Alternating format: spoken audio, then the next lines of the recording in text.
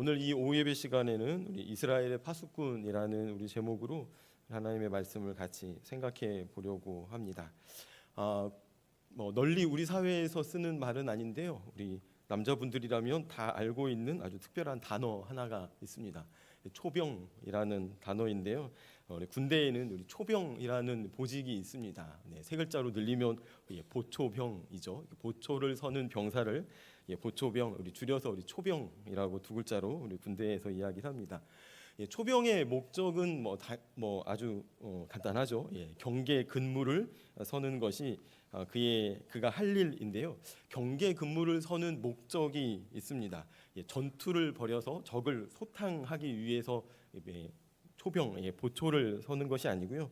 적이 침투하는 것을 가장 먼저 발견하고 그리고 비상을 걸고 보고를 해서 동료들에게 위험을 알리는 것입니다. 물론 저 밖에서 적군이 들어온다라고 생각하면 총을 쏘기도 하고 사격을 하기도 하지만 그보다 더 중요한 사명과 해야 되는 일이 있다면 일단 비상을 거는 거고요.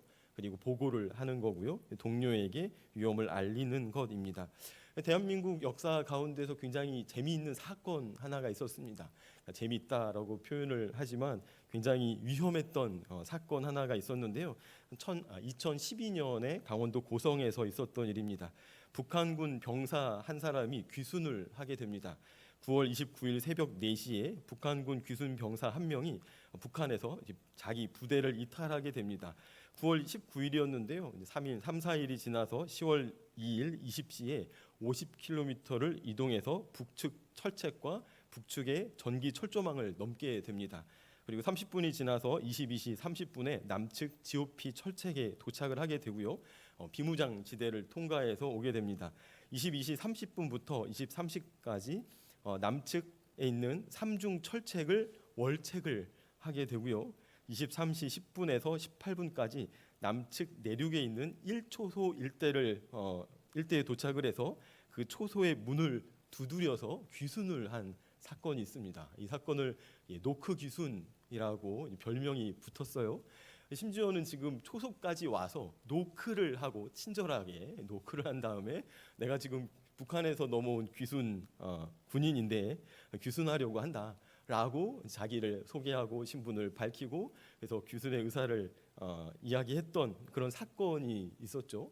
이 사건으로 군은 발칵 뒤집혔고요. 우리 사회에도 대대적으로 보도가 되면서 이게 도대체 있을 수 있는 일이냐? 그 당시에 경계를 섰던 초병은 뭐 한 것이냐? 그 초병이 있었던 그 부대는 뭐 한 것이냐? 대체 그 부대를 어떻게 지도한 것이냐라고 하면서 군 부대 전체가 시끌시끌하고 아마 문책받는 그런 지휘관들도 틀림없이 있었을 것으로 기억을 합니다.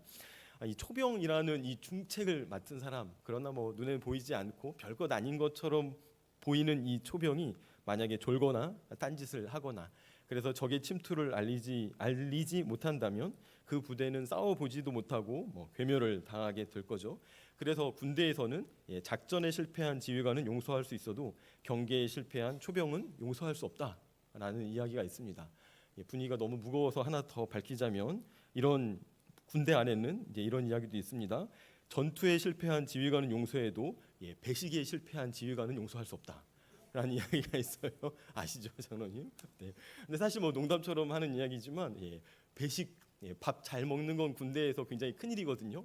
밥 잘 못 먹으면 사기가 떨어져 버려서 전투 제대로 할 수 없어서 어쨌든 전투에 실패한 지휘관은 용서할 수 있어도 배식에 실패한 지휘관은 용서할 수 없다. 이런 얘기도 있습니다. 중요한 것은 전투 이전에 경계 근무, 초병으로서의 사명을 제대로 감당하지 못하면 용서받고 말고 할 것 없이 부대 전체가 괴멸될 수 있다라는 겁니다. 오늘 본문은 에스겔의 이야기인데요. 에스겔은 바벨론에 포로로 끌려가게 되죠. 포로로 끌려가서 깊은 절망 가운데 있을 때 하나님께서 특별히 유다의 민족을 다시 한번 이제 힘을 내고 이제 구원의 계획들을 설명하고 구원까지 이끌어 가시기 위해서 에스겔 선지자를 불러서 세우시게 됩니다. 그에게 아주 특별한 직분을 맡기게 되는데요. 오늘 3장 17절은 이렇게 말씀합니다. 화면은 없어요. 인자야, 내가 너를 이스라엘 족속의 파수꾼으로 세웠으니 너는 내 입의 말을 듣고 나를 대신하여 그들을 깨우치라라고 오늘 본문에서 말씀을 합니다. 이 에스겔 선지자를 이스라엘 족속의 파수꾼, 초병으로 세웠다라는 거죠.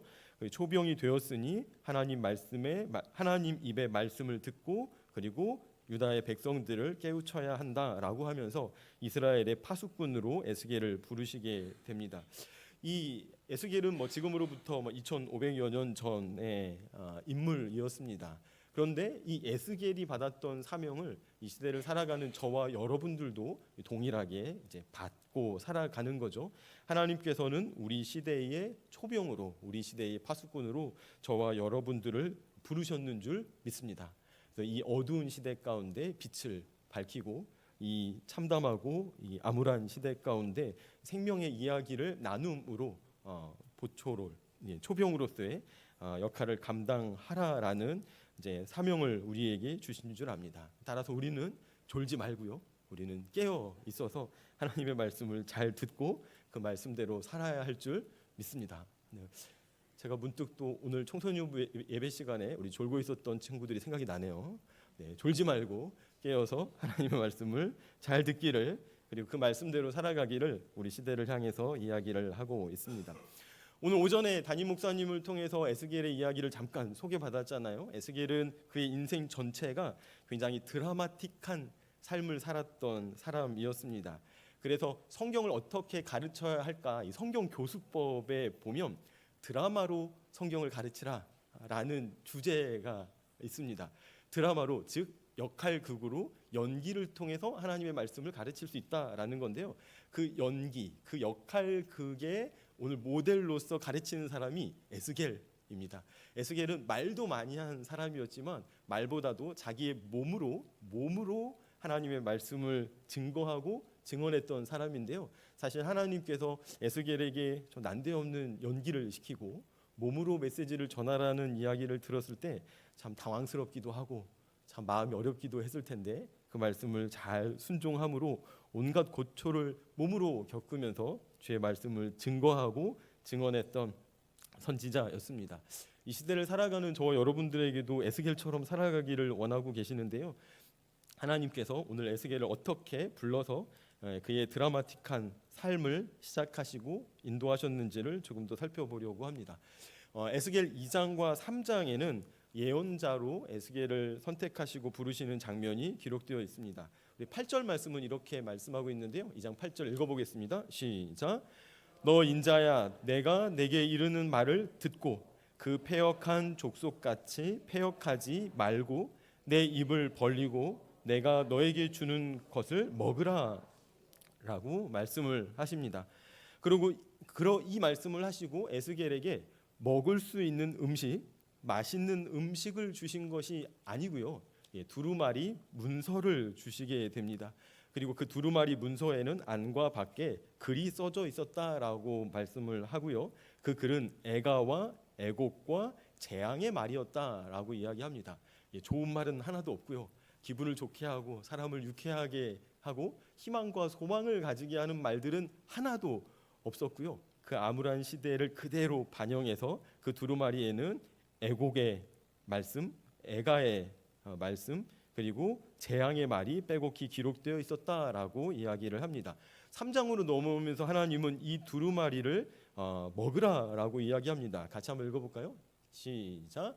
또 그가 내게 이르시되 인자야, 너는 발견한 것을 먹으라. 너는 이 두루마리를 먹고 가서 이스라엘 족속에게 말하라 하시기로라고 이야기를 하고 있습니다. 에스겔에게 이 두루마리 문서를 먹으라. 그리고 그 먹은 대로 그것을 가지고 이스라엘 족속에게 말하라라고 이야기합니다. 3절은 이렇게 응답을 합니다. 인자야, 내가 내게 주는 이 두루마리를 내 배에 넣으며 내 창자에 채우라 하시기에 내가 먹으니 그것이 내 입에서 달기가 꿀 같더라라고 말씀을 합니다. 생각해 보면 그 당시에 두루마리는 양피지였던 것 같아요. 양가죽, 양고기였나 봅니다. 네. 그래서 이 두루마리를 어쨌든 먹으라라고 이야기를 했고요. 잘 먹었고 맛있게 먹었고, 그리고 그 두루마리가 배에서 달았다라고 이야기를 하고 있습니다. 하나님의 말씀은 꿀보다도 더 달고 송이꿀보다 더 달다라는 이 고백이 우리의 상징적인 고백이나 우리 어떤 그 비유적인 고백이 아니라 우리에게가 아니고 에스겔에게는 실제로 먹는 음식으로 이걸 먹었고요. 실제로 그 두루마리가 배 속에서 달았다. 내 입에서 달기가 꿀 같더라라고 기록을 하고 있고 우리에게 말씀을 전하고 있습니다. 그러니까 이 시작부터 에스겔은 굉장히 기이한 삶을 이제 예언자로서 시작을 했던 거죠. 선지자로서의 첫 시작 역시 굉장히 기이했던 것을 이제 보게 됩니다. 3장 4절부터 우리 11절까지는 하나님께서 어떤 말씀을 우리 이스라엘 백성, 유다의 백성들에게 전해야 되는지, 그리고 그 유다의 백성들은 이 에스겔의 말씀을 듣고 예언을 듣고 어떻게 반응할 건지에 대해서 기록을 해주고 알려주고 있습니다. 이렇게 이야기를 합니다. 이스라엘 족속에게 가서 자기 말로 에스겔이 자기의 말로 이제 고해야 이야기를 해야 하는데 5절에 보니까 너를 언어가 다르거나 말이 어려운 백성에게 보내는 것이 아니요 이스라엘 족속에게 보내는 것이다라고 이야기를 합니다. 오히려 말도 다르고 언어도 다른 그 바벨론의 유대인 기준으로 이방 사람들에게 복음을 전하면, 하나님의 말씀을 전하면 그들은 듣고 응답할 것이다, 반응할 것이다 라고 이야기를 하는데, 오히려 7절에 이스라엘 족속은 이마가 굳고 마음이 굳어 내 말을 듣고자 아니하리니 이는 내 말을 듣고자 아니함이니라. 너의 말을 오히려 이스라엘 백성들은 듣지 않을 거야. 왜냐하면 마음이 굳고, 즉 생각이 굳고 마음이 굳어서 말을 들으려는 의지도 없을 거야. 기대와 소망도 없을 거야. 오히려 배척할 거야 라고 이야기를 합니다. 하지만 하나님은 10절과 11절에 이렇게 도전하고 계십니다. 같이 읽어볼게요. 시작. 또 내게 이르시되 인자야 내가 내게 이를 모든 말을 너는 마음으로 받으며 귀로 듣고 사로잡힌 내 민족에게로 가서 그들이 듣든지 아니 듣든지 그들에게 고하여 이르기를 주 여호와의 말씀이 이러하시다 하라라고 이야기를 합니다. 유다의 백성들 듣지 않을 거야. 하지만 너는 먼저 하나님의 말씀을 마음으로 받아라. 귀로 들어라. 내 민족에게로 가라. 그리고 듣든지 아니 듣든지 그들에게 고하라라고 이야기합니다.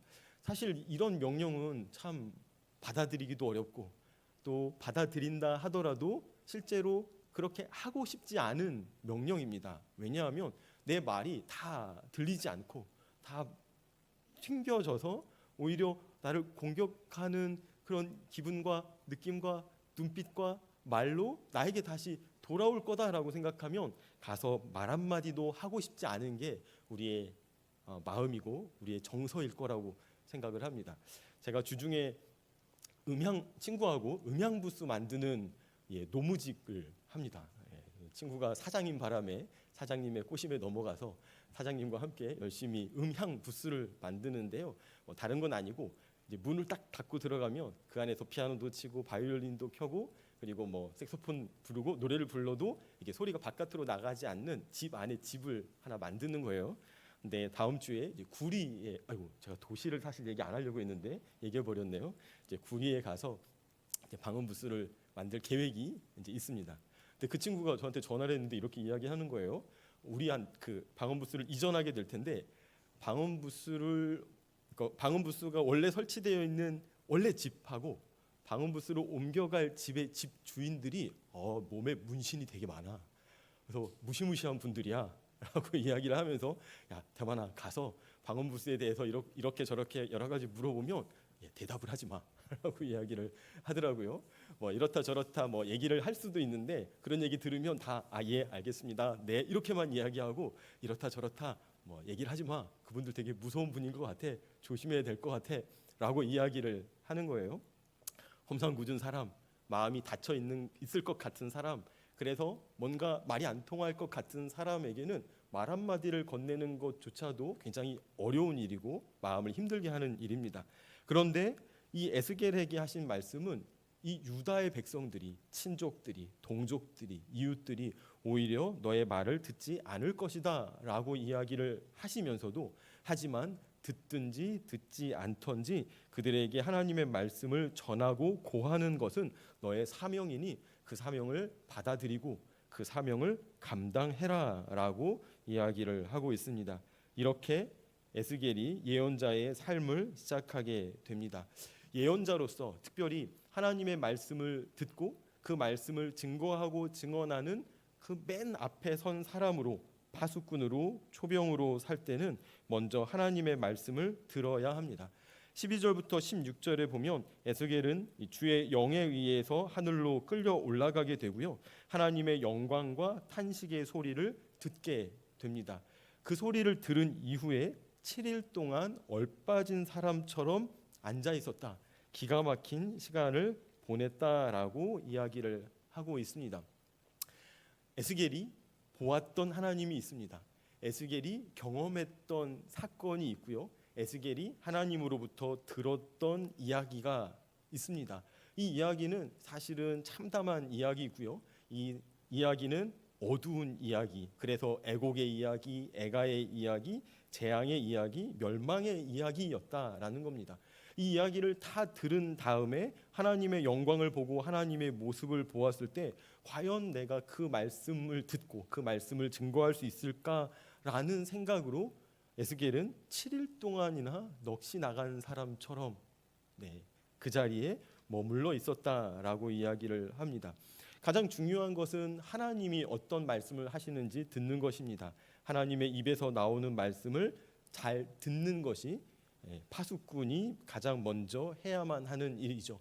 단순히 세상을 바라보고 세상의 위협을 바라보는 것뿐만 아니라 그 위협이 되는 세상을 향해서 무엇인가 말을 해야 하고 메시지를 내야 하고 이야기를 전달해야 되는데, 그 메시지, 그 이야기는 하나님의 말씀, 하나님의 이야기라는 겁니다. 그래서 파수꾼은 가장 먼저 하나님의 말씀을 잘 들어야만 하죠. 17절 하반절에도 이렇게 말씀합니다. 하나님께서는 너는 내 입의 말을 듣고 나를 대신하여 그들을 깨우치라 라고 이야기합니다. 깨우치는 파수꾼으로서의 사명을 감당하기 위해서 먼저 해야 할 일은 하나님의 말씀을 듣는 것, 하나님 입의 말을 잘 듣는 것이다 라고 이야기를 합니다. 우리도 이 땅에서 신실한 그리스도인으로 살아갑니다. 가정에서, 교회에서, 사회에서 파수꾼의 역할을 하는데요, 우리가 파수꾼으로서 내 성질, 내 기질, 내 성격, 그리고 내 경험, 내 판단을 앞세울 때가 많이 있음을 우린 스스로 우리의 모습을 보면서 성찰하고 또 생각을 해보게 됩니다. 하지만 영적인 파수꾼, 정말 하나님의 말씀을 듣고 하나님의 손에 의해서 쓰임받는 파수꾼이 되기 위해서는 먼저 하나님의 음성을 듣는 시간을 가져야 합니다. 하나님의 음성을 듣는 시간, 어떻게 하나님의 음성을 들을 수 있을까요? 우리가 계속하고 있는 것처럼, 이건 답이 정해져 있는 거죠.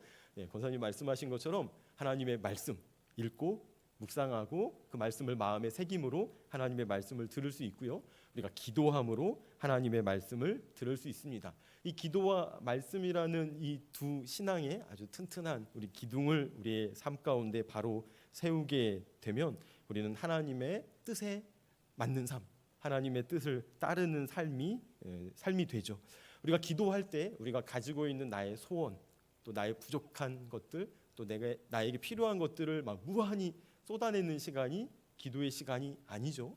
내가 필요한 것들은 말씀드리고, 내가 소망하고 꿈꾸는 것들은 말씀을 드리면서 내가 다 이야기를 하고 나면 반드시 멈추어서 하나님의 말씀을 듣는 시간을 또 가져야만 합니다. 그래서 하나님께서 나에게 뭐라고 이야기하시는지, 내 기도에 대해서 어떻게 말씀하시는지, 내 기도에 대해서 뭐라고 응답하시는지를 잘 듣게 되면 비로소 하나님의 뜻을 알게 되고 그 하나님의 뜻으로 무장돼서 그 다음에 내가 입을 열어서 하는 나의 이야기는 나의 이야기가 아니라 하나님의 이야기가 될 수 있는 거죠. 우리가 말씀을 읽고 말씀을 묵상하고 말씀을 마음속에 채워 넣으면 우리가 입을 열었을 때 하나님의 말씀이 나오게 되고요. 하나님의 이야기를 증언할 수 있게 됩니다. 그러면 우리를 통해서 나의 이야기를 듣는 나의 가족들이, 나의 형제들이, 나의 이웃들이 내 이야기를 듣는 것이지만 사실은 내 마음에 기도와 말씀으로 충만해진 하나님의 말씀을 듣게 되는 거죠. 그럴 때 비로소 우리는 파수꾼으로서의 사명, 파수꾼으로서의 사역들을 잘 감당할 수 있게 됩니다. 그래서 우리 8개월 쭉 열심히 한 것처럼 우리 기도하고 또 말씀 읽는 일 올해 말까지 끝까지 힘을 다해서 우리 열심히 수고하는 우리 성도님들이 되시면 좋겠습니다. 파수꾼은 침묵하지 않고 반드시 경고의 나팔을 불어야만 합니다. 18절 19절 말씀 우리 2절 말씀 같이 읽어볼게요. 시작.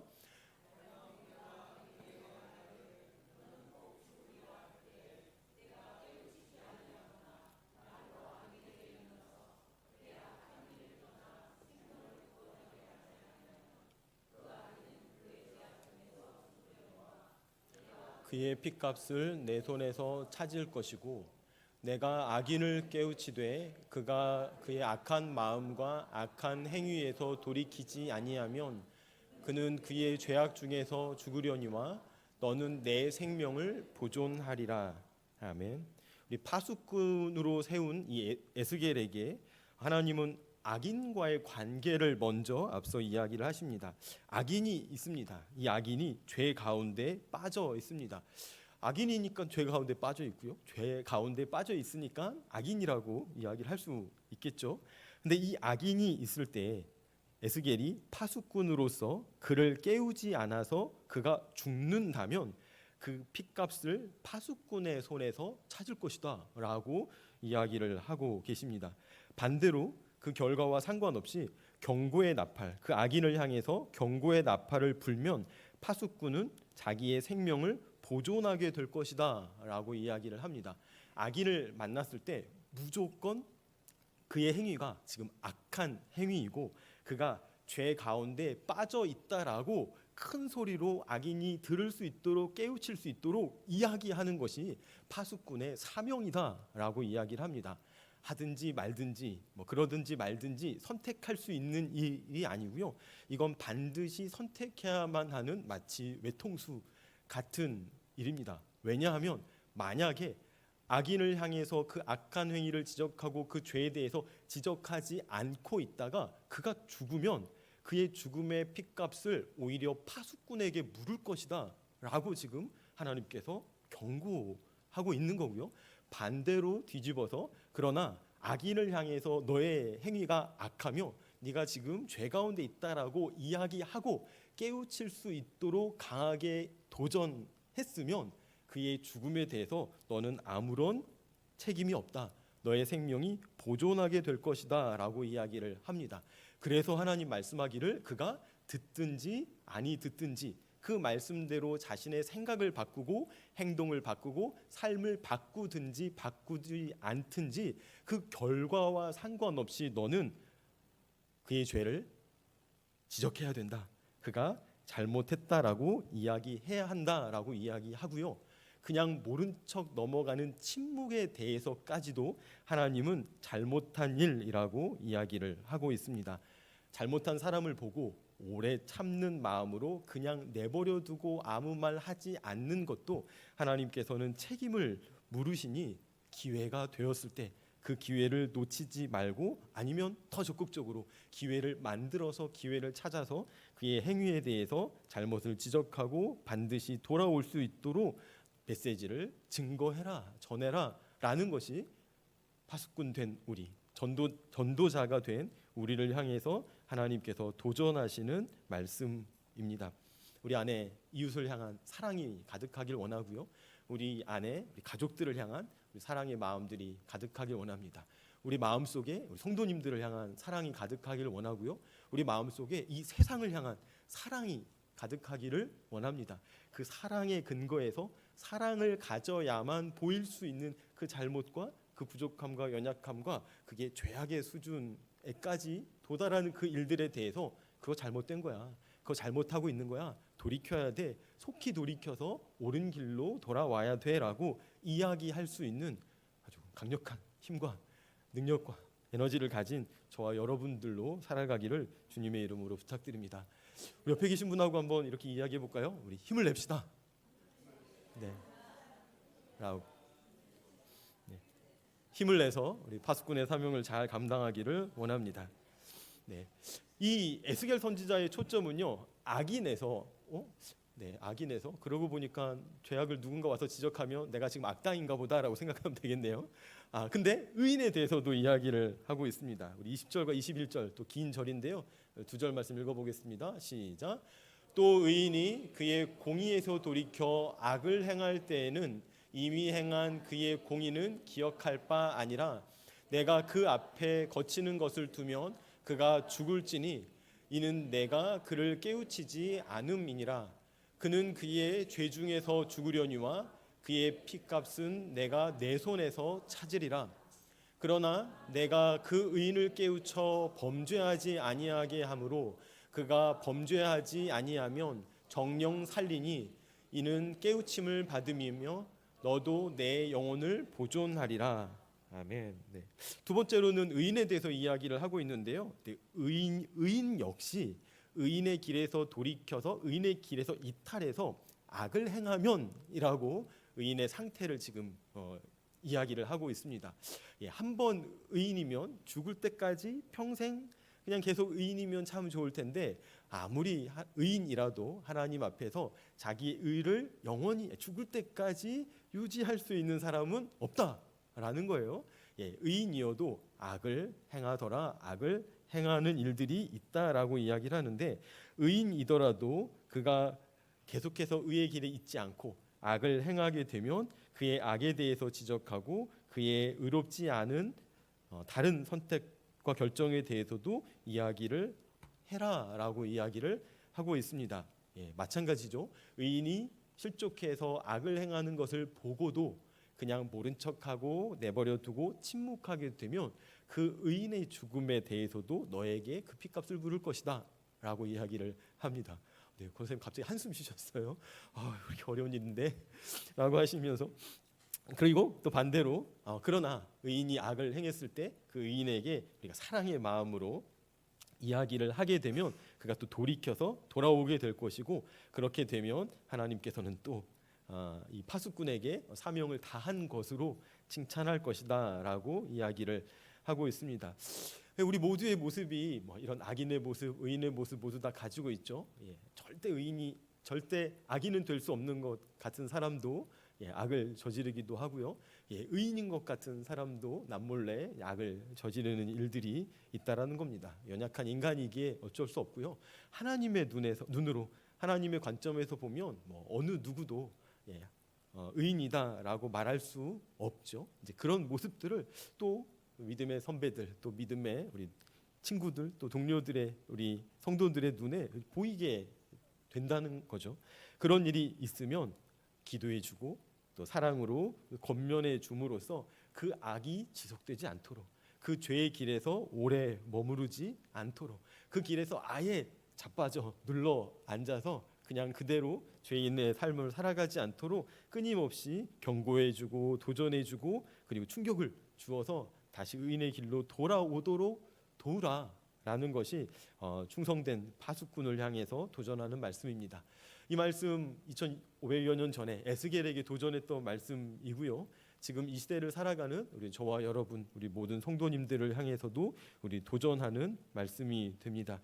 근데 이 말씀 가운데서 누가 지금 에스겔의 이야기를 듣고 있는가? 우리 다시 한번 생각하고 우리 말씀을 마무리하려고 하는데요. 에스겔이 전하는 말씀을 듣는 사람은 바벨론 땅의 이방인들이 아니었다라는 거죠.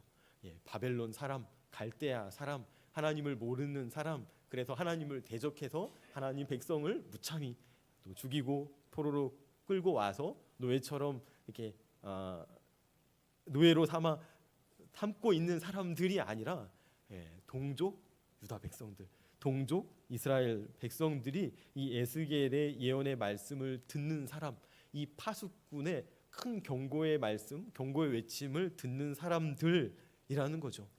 저와 여러분들을 향해서 오늘 이 에스겔이 마지막으로 도전하고 있는 말씀은 공동체에 대한 책임일 것입니다.